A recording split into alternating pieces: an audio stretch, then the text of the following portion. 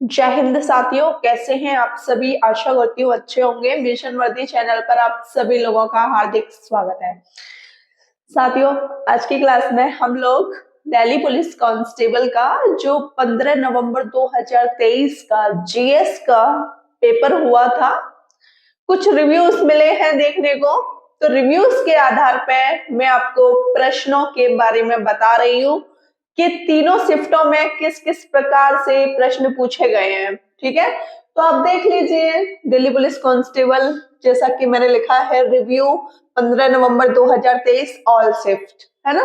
तीनों शिफ्ट का इसमें मिक्सचर आपको देखने को मिल जाएगा।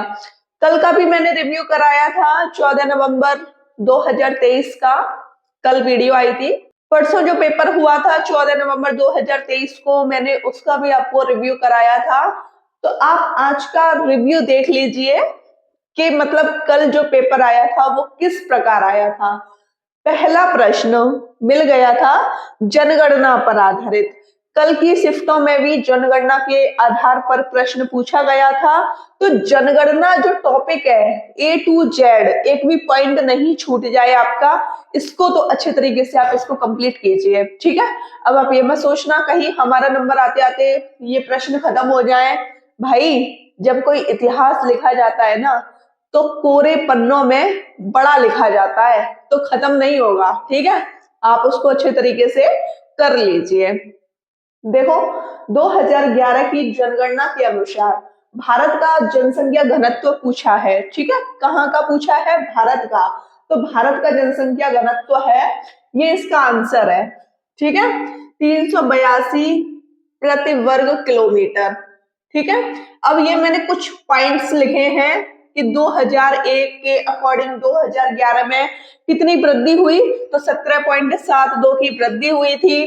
किसमें? जनसंख्या घनत्व में। ठीक है, सबसे कम जनसंख्या घनत्व किस राज्य का है?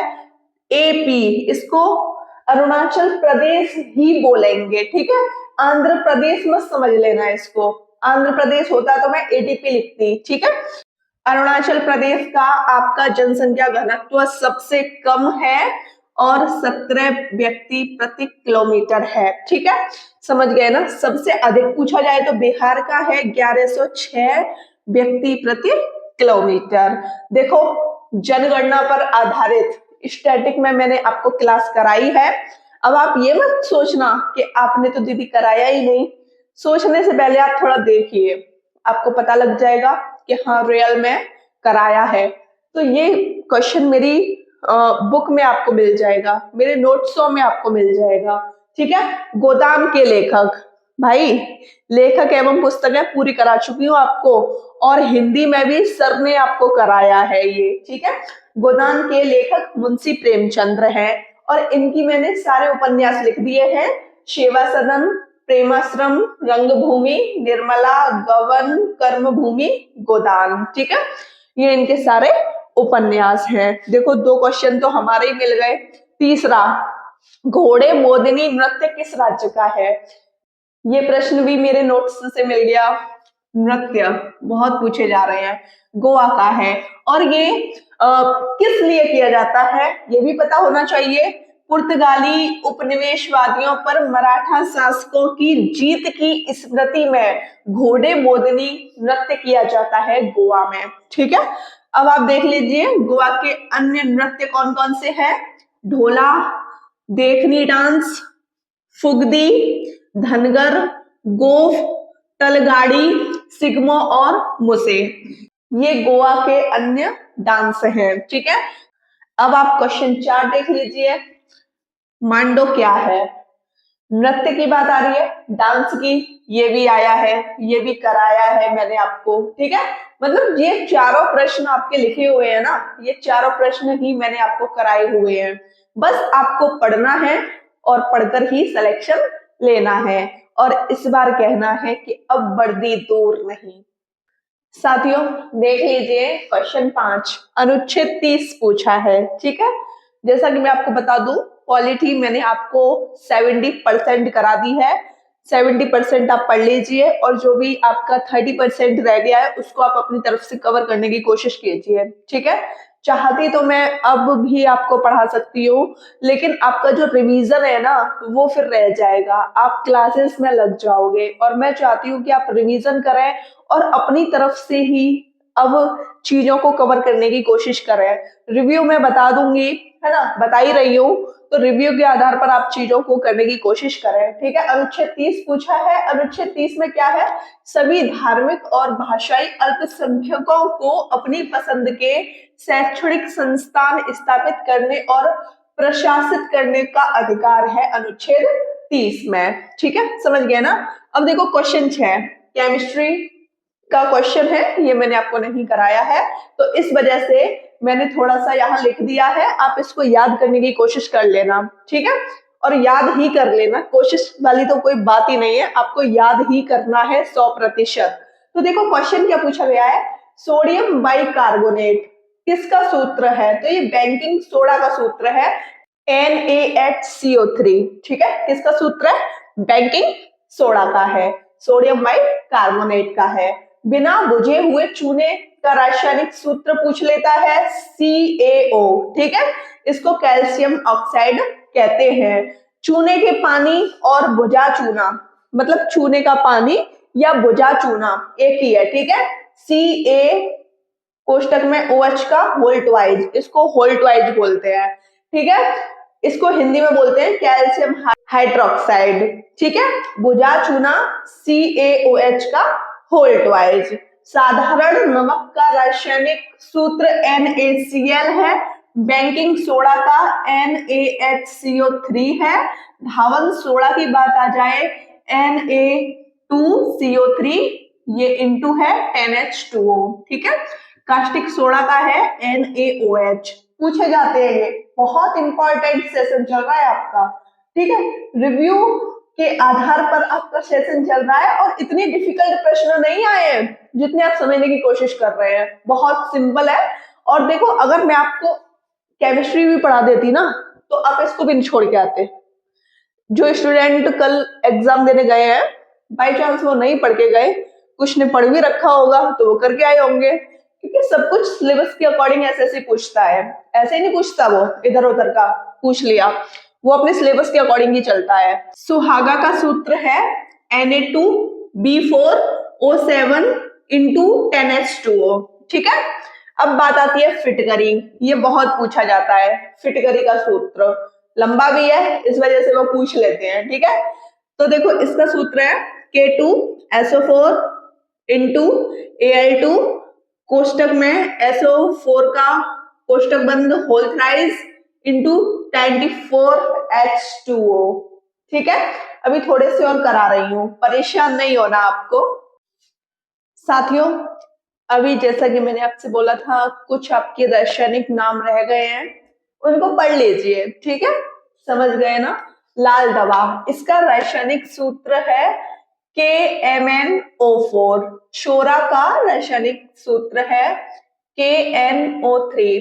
जिप्सम का है CaSO4, ये डॉट है, इंटू है 2H2O। चाक बोल लो या संगमरमर बोल लो या चूना पत्थर बोल लो, इसका CaCO3 है, CaCO3। याद हो गया ना, कोई दिक्कत तो नहीं? ठीक है, अब कास्टिक पोटास के बारे में बात करें तो KOH। विरंजक चूड़ के बारे में बात करें तो Ca कोष्टक में OCl कोष्टक बंद इंटू Cl। ठीक है, प्लास्टर ऑफ पेरिस का रासायनिक सूत्र है CaSO4 इंटू हाफ बोले तो 1/2 H2O। ठीक है, ये सारे हो गए आपके रासायनिक सूत्र। Question 7 Why I am an atheist, इसके लेखक कौन है? तो इसके लेखक है भगत सिंह। ठीक है, इस पुस्तक को हम पता है कहाँ पढ़ने वाले थे? जब हम मॉडर्न हिस्ट्री स्टार्ट करते हैं ना, तब हम पढ़ते हैं इसको। ठीक है, तो वहां से भी आपको जितनी पुस्तकें मिले सारी पुस्तकें याद कर लेना। ठीक, समझ गए ना। भगत सिंह की है, 1930 में लाहौर सेंट्रल जेल में इन्होंने ये निबंध लिखा था कि मैं क्यों नास्तिक हूं, क्यों मैं नास्तिक हूं, ये निबंध लिखा था इन्होंने। मॉडर्न हिस्ट्री में जितनी भी पुस्तकें हैं आप याद कर लेना। ठीक, अब 8वां प्रश्न देखो। ये क्वेश्चन तो मैंने आपको कराया है वादक एवं वाद्य यंत्र में। ठीक है, मृदगम के प्रमुख वादक कौन है? तो मैंने आपके सारे वादक लिख दिए हैं। ठीक है, समझ गए ना? K V Prasad, S V Raja Rao, Umayalpuram Sivaraman, Palghat Mani Iyer, Karaikudi R Mani, Palghat Raghu, Thakur Bhikam Singh, Jagdish Singh. ये आपके मृदगम के प्रमुख वादक के वाद्य मतलब ये वाद्य यंत्र है और ये इनके प्रमुख वादक हैं। ठीक है, क्वेश्चन 9, हरिशेर किसके दरबारी कवि थे? कल मैंने आपसे बोला था कि अभी मैं एंशिएंट हिस्ट्री में यहां तक नहीं पहुंची हूँ, थोड़ा सा कराया है मैंने, लेकिन धीरे धीरे मैं पूरा आपको करा देती। आपको सारे दरबारी कवि याद करने हैं। ठीक है, एंशिएंट हिस्ट्री में आपको मिल जाएंगे, बहुत अच्छी तरीके से पढ़ लेना आप उनको। हरिशेन किसके दरबारी कवि थे? समुद्रगुप्त के दरबारी कवि थे। ठीक है साथियों, देख लीजिए, उत्तर पूर्वी क्षेत्र का क्लासिकल डांस पूछा है, शास्त्रीय नृत्य पूछा है, करा चुकी हूँ। उत्तर पूर्वी क्षेत्र का क्लासिकल डांस आपका सत्रिया है जो कि असम का है। ठीक है, क्लासिकल डांस को तो ऐसा घोल के पी जाइए, ऐसे होता है ना कि भाई हर एक चीज माइंड में होनी चाहिए। तो ये वो सेशन है, क्योंकि एसएससी इस सेशन को बहुत ही प्यार से पूछता है। तो भाई जब कोई इतना प्यार दिखा रहा है तो थोड़ा सा प्यार आप भी दिखा दीजिए पढ़ के। ठीक है, तो देखो अगला क्वेश्चन है, किस खेल में, अब देखो आपको खेल अच्छे तरीके से पढ़ के जाने हैं। कुछ चीजें ऐसी हैं जो रियल में बहुत ज्यादा पूछी जा रही हैं। खेल हो गया, क्लासिकल डांस हो गया, मंदिर हो गया, महोत्सव हो गया, मेला हो गया, है ना? समझ गए ना? ठीक है, किस खेल में 3 सेकंड नियम लागू किया जाता है?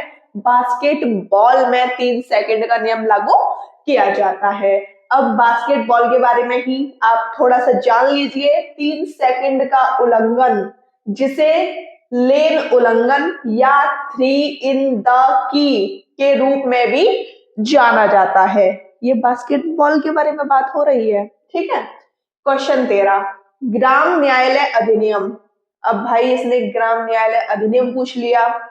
अधिनियम से प्रश्न कल भी बना था, आज भी बना है।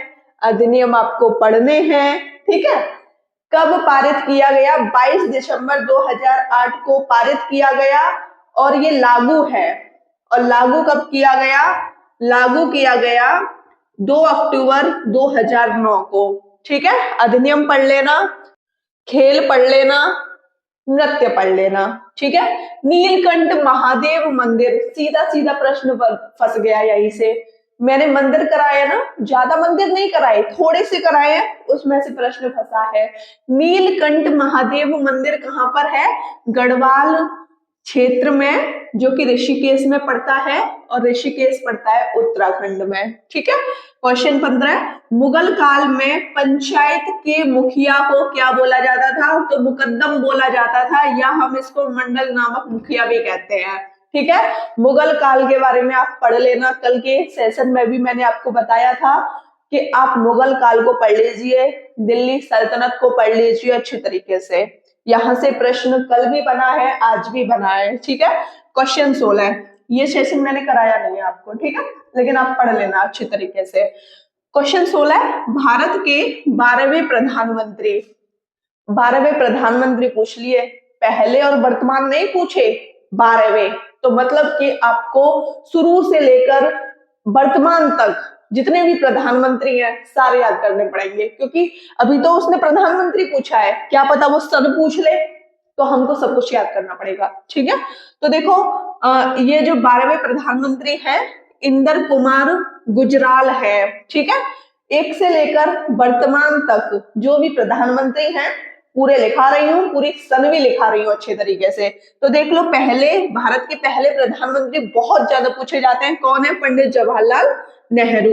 1947 से लेकर 1964 तक रहे हैं।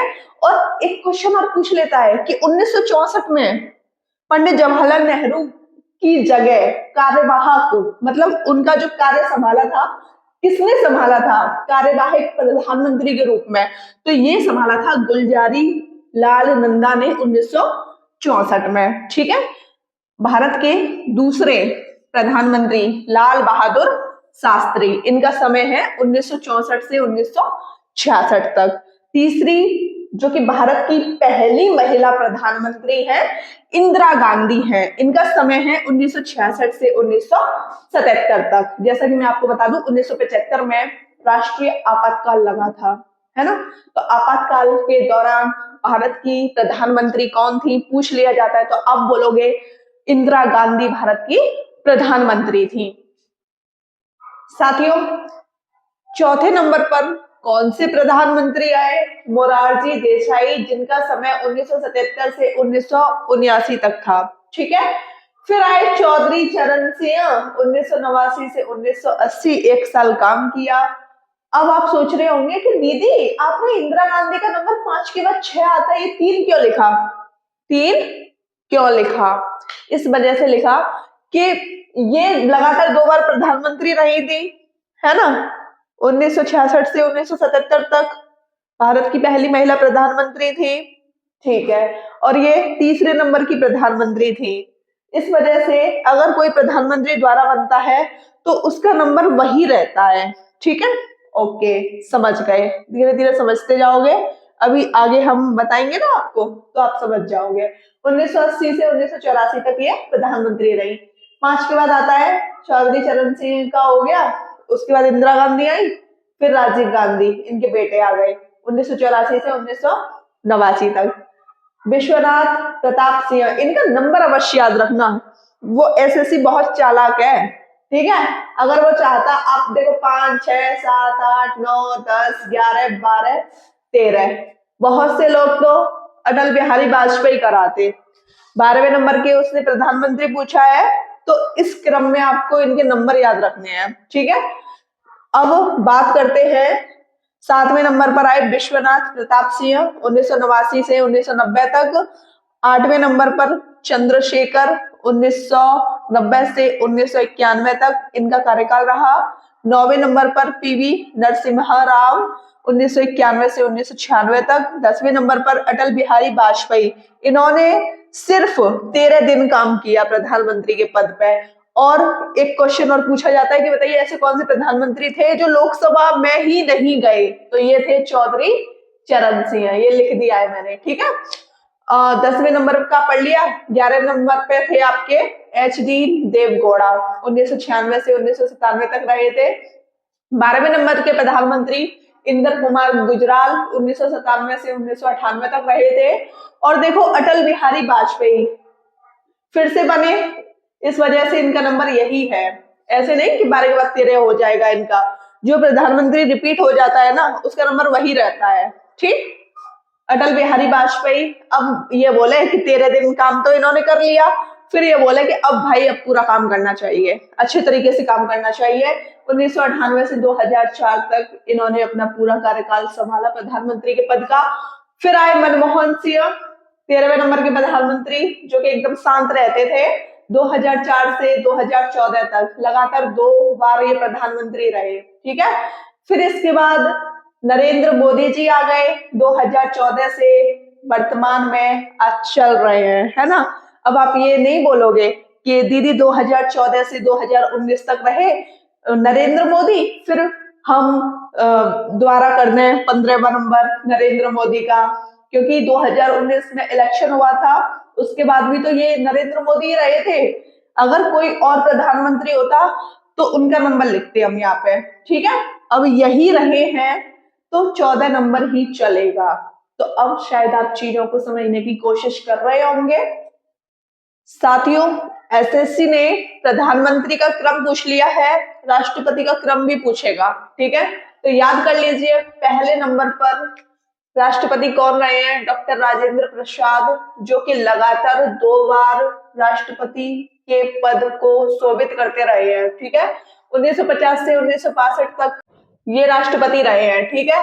दूसरे नंबर पर राष्ट्रपति, नंबर याद होना चाहिए, डॉक्टर सर्वपल्ली राधाकृष्ण, 1962 से 1967 तक। और ये भारत के पहले उपराष्ट्रपति थे।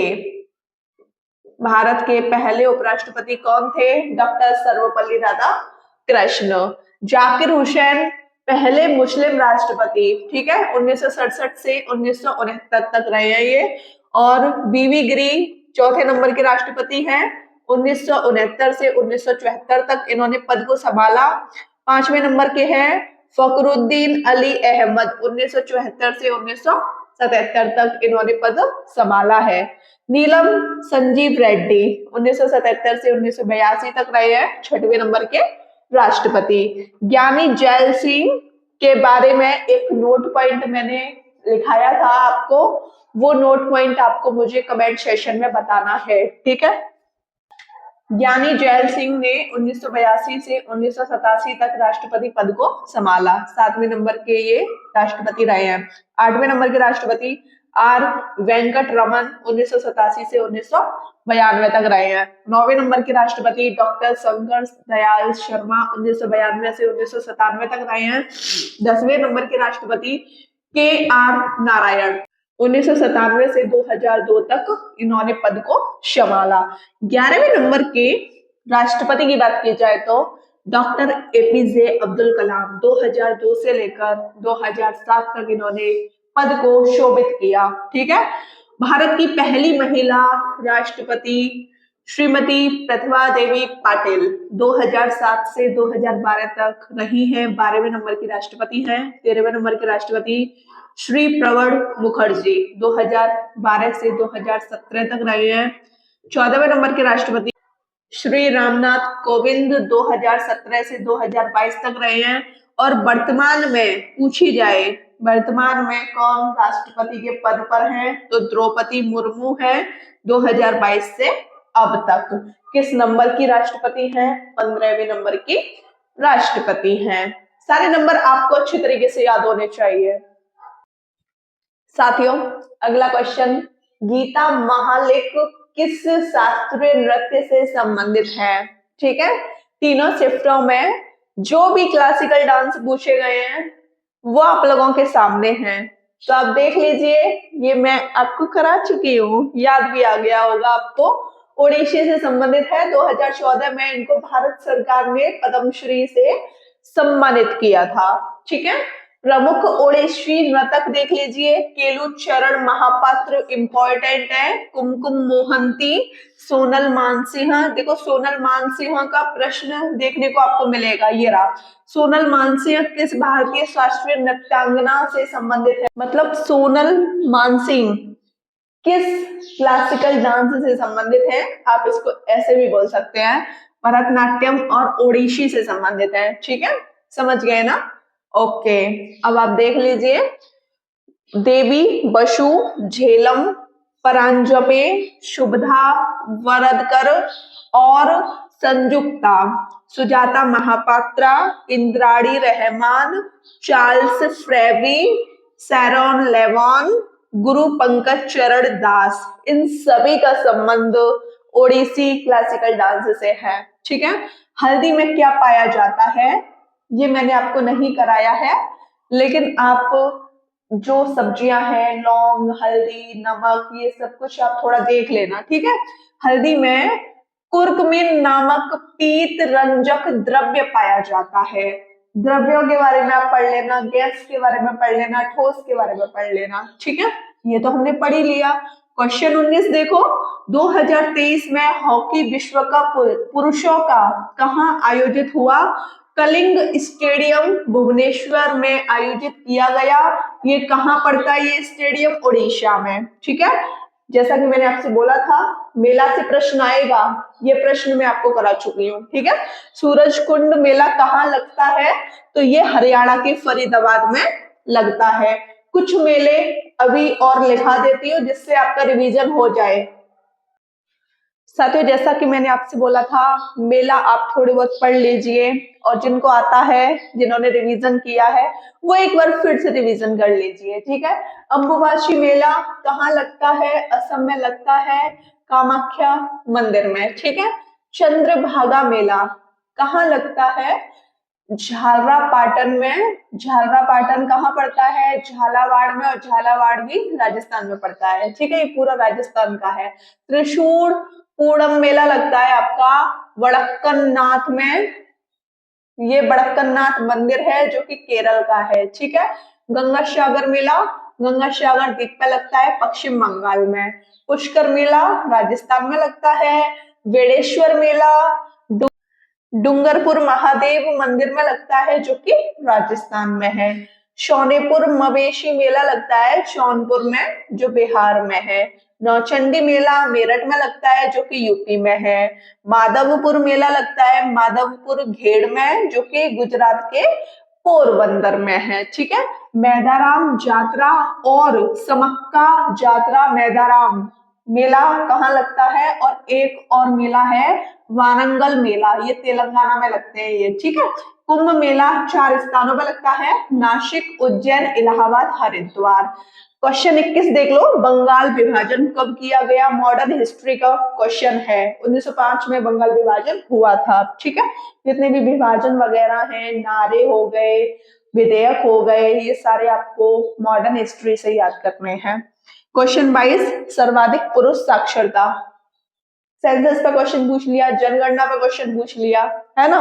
केरल राज्य की है जनगणना, वो तो ऐसे घोल के पी जाओ, जनगणना, मेला, नृत्य, कि भाई बस क्वेश्चन देखे आंसर तुरंत, इस तरीके से आपको आना चाहिए।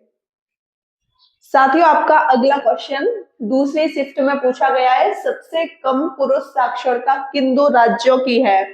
सबसे कम तो बिहार की है 73.39%, फिर उसके बाद आंध्र प्रदेश की है। ठीक है, 74.95%। ये जनगणना 2011 के अकॉर्डिंग ही अभी वर्तमान में चल रही है। ठीक है, क्वेश्चन 24, भारत में योजना आयोग का पहला अध्यक्ष कौन था? देखो, भारत के पहले प्रधानमंत्री कौन थे?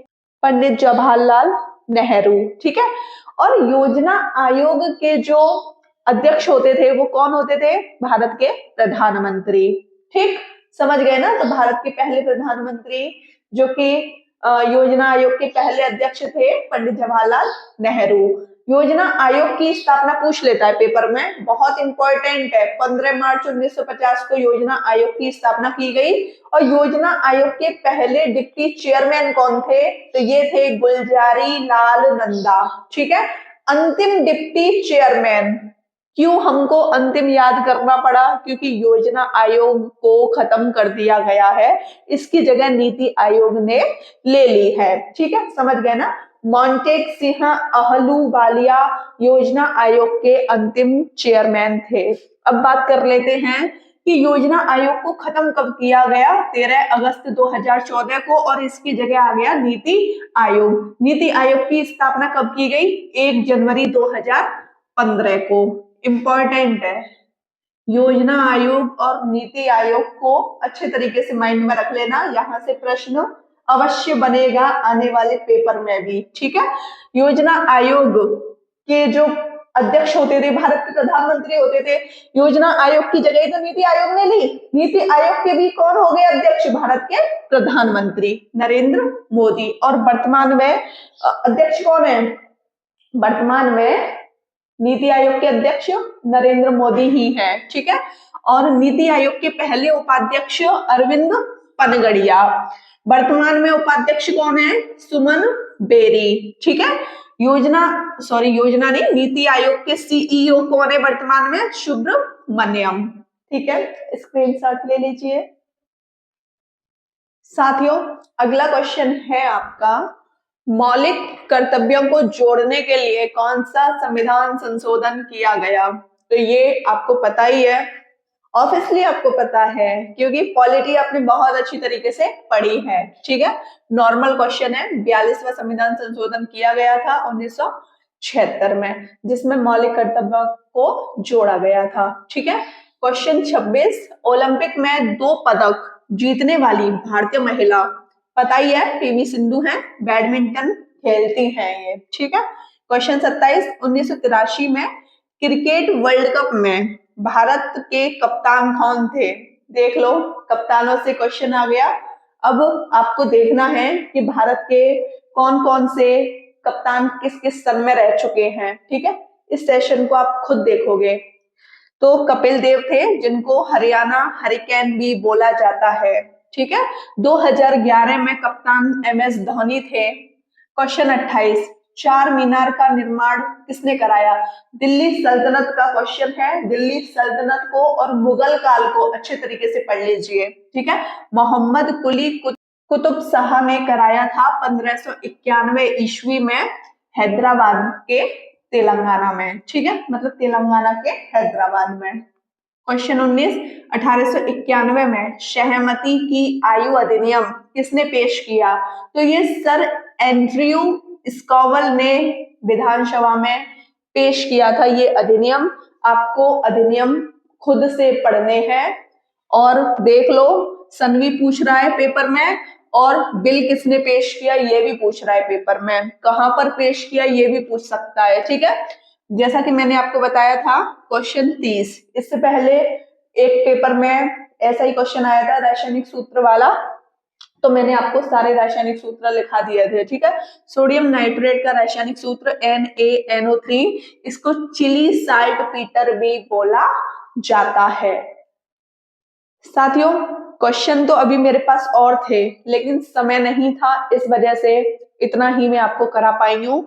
और आपको एनालिसिस जैसे मैंने किया है ना, उसी तरीके से एनालिसिस करना है। जो चीजें बार बार रिपीट हो रही हैं, बार बार क्वेश्चन में पूछी जा रही हैं, वो सेशन आपको इस तरीके से मजबूत करना है कि हाँ, कोई भी क्वेश्चन दिख जाए चुटकियों में हल होना चाहिए। वीडियो अच्छी लगी हो तो चैनल को सब्सक्राइब कीजिएगा, लाइक कीजिएगा, शेयर कीजिएगा। जय हिंद साथियों।